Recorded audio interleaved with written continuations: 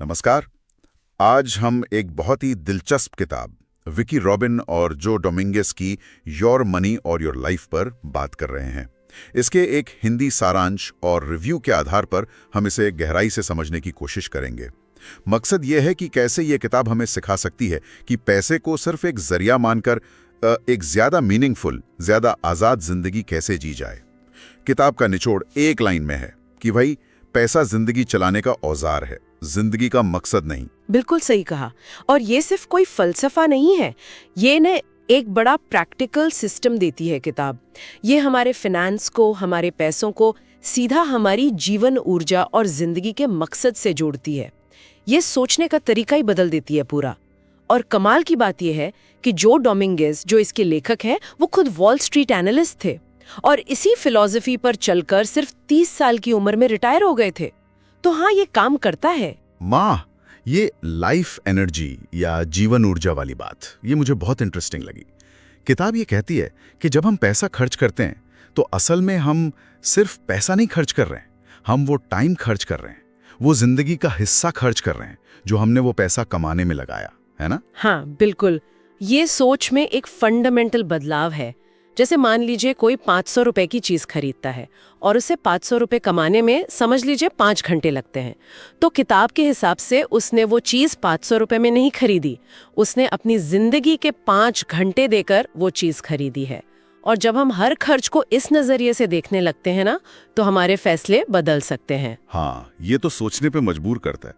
और फिर इसी से जुड़ी एक और बात है, वास्तविक प्रति घंटा मजदूरी या रियल आर्ली वेज। ये क्या चीज है? क्या ये बस सैलरी को घंटों से डिवाइड करना है? भी हो सकता है जानना कि किसी की जो असल कमाई है वो शायद सैलरी स्लिप पर जो लिखा है उससे काफी कम हो। इसमें सिर्फ सैलरी नहीं गिनी जाती, इसमें काम से जुड़े सारे छिपे हुए खर्चे और टाइम भी शामिल होते हैं। जैसे ऑफिस आने जाने का टाइम, उसका पैसा। अच्छा, जैसे ट्रैवल का खर्चा। हाँ। और काम के लिए शायद अलग से कपड़े खरीदने पड़ते हैं, कभी बाहर खाना पड़ता है। यहाँ तक कि काम से जो स्ट्रेस होता है, जिसके चक्कर में हम शायद वीकेंड पर ज्यादा खर्च कर देते हैं रिलैक्स करने के लिए, ये सब घटाने के बाद जो बचता है वो होती है असली प्रति घंटा मजदूरी। अरे बाप रे, ये तो पूरी पिक्चर ही बदल देता है कि हम अपना टाइम कितना महंगा या सस्ता बेच रहे हैं असल में। लेकिन एक सवाल है, क्या हर छोटी छोटी चीज का ऐसा हिसाब रखना, हर खर्च को जीवन ऊर्जा से जोड़ना, ये प्रैक्टिकल है? मतलब असल जिंदगी में ये बहुत ज्यादा मुश्किल नहीं हो जाता है? सवाल बिल्कुल जायज है। और हाँ, शुरू में ये थोड़ा मुश्किल लग सकता है, इसमें कोई शक नहीं। लेकिन किताब इसे बोझ की तरह नहीं देखती, वो इसे एक तरह की जागरूकता, एक माइंडफुलनेस प्रैक्टिस की तरह देखने को कहती है। मुद्दा सिर्फ हिसाब रखना नहीं है, मुद्दा है खुद से वो सवाल पूछना, क्या ये खर्च मेरी जिंदगी के इतने घंटे देने के लायक था? क्या इससे मुझे वाकई में कोई खुशी मिली, कोई सैटिस्फैक्शन मिला? धीरे धीरे ये आदत बन जाती है और फिर हम अपने आप ही फिजूल खर्ची कम कर देते हैं और उन चीजों पर खर्च करने लगते हैं जो सच में हमारे लिए मायने रखती हैं। ये कंट्रोल वापस अपने हाथ में लेने जैसा है। समझ गया। तो ये जो जागरूकता है, ये हमें कहाँ ले जाती है? मतलब इसका एंड गोल क्या है? इसका लक्ष्य है फाइनेंशियल इंडिपेंडेंस। Financial independence. और यहाँ किताब एक और जो आम सोच है उसे तोड़ती है। इसका मतलब ये नहीं है कि करोड़ों कमाना है या बहुत अमीर बनना है। इसका मतलब है अपने खर्चों को इतना कम कर लेना और अपनी बचत और इन्वेस्टमेंट को इतना बढ़ा लेना कि आपको जीने के लिए नौकरी करने की जरूरत ही ना रहे, मजबूरी ना हो।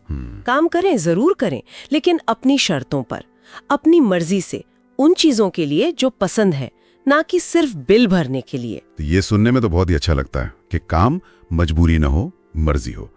क्या किताब इसका कोई तरीका भी बताती है कि यहाँ तक कैसे पहुंचा जाए? हाँ बिल्कुल, किताब इसके लिए एक पूरा 9 स्टेप फॉर्मूला देती है, जिसकी शुरुआत होती है अपनी पूरी नेट वर्थ जानने से, फिर अपनी सारी कमाई और हर छोटे बड़े खर्च को ईमानदारी से ट्रैक करने से, फिर हर खर्च को वो जीवन ऊर्जा वाले पैमाने पर तौलना होता है कि क्या ये जरूरी था, क्या ये मेरे वैल्यूज से मैच करता है। और इसके बाद आता है फिजूल खर्ची कम करना, बचत बढ़ाना और फिर समझदारी से उसे इन्वेस्ट करना। और आखिरी लक्ष्य वो स्टेज है जहां आपके इन्वेस्टमेंट से जो इनकम आ रही है वो आपके जरूरी खर्चों को पूरा करने के लिए काफी हो जाए। अच्छा, तो ये पूरी एक प्रोसेस है जागरूक होने से लेकर आजाद होने तक की। बिल्कुल, एक सफर है ये। हालांकि ये याद रखना भी जरूरी है कि किताब लिखी गई है वेस्टर्न कॉन्टेक्स्ट में, तो कुछ चीजें जैसे वहाँ के टैक्स सिस्टम या इन्वेस्टमेंट के तरीके वो भारत जैसे देश में थोड़े अलग हो सकते हैं। हमें यहाँ के हिसाब से थोड़ा अपना दिमाग लगाना होगा, लेकिन जो मूल सिद्धांत है कि पैसा जीवन का मालिक नहीं सेवक है, वो तो हर जगह हर किसी पर लागू होता है। तो इस पूरी बातचीत का सार ये निकलता है कि पैसे को सिर्फ रुपए पैसे की तरह ना देखकर उसे अपनी जीवन ऊर्जा के रूप में देखना, ये एक बड़ा फर्क ला सकता है। ये हमें ज्यादा सचेत बनाता है खर्च करते वक्त, और धीरे धीरे ये हमें वित्तीय स्वतंत्रता की तरफ ले जा सकता है, ताकि हम एक ज्यादा संतुलित और अपनी मर्जी की जिंदगी जी सकें। बिल्कुल। और जाते जाते एक सवाल सबके सोचने के लिए छोड़ जाते हैं। इस हफ्ते आपने कोई एक खर्च किया हो, उसके बारे में सोचिए। उसे अपनी वास्तविक प्रति घंटा मजदूरी से मिले जीवन ऊर्जा के घंटों में बदल कर देखिए।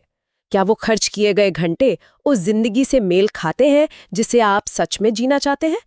ये सवाल शायद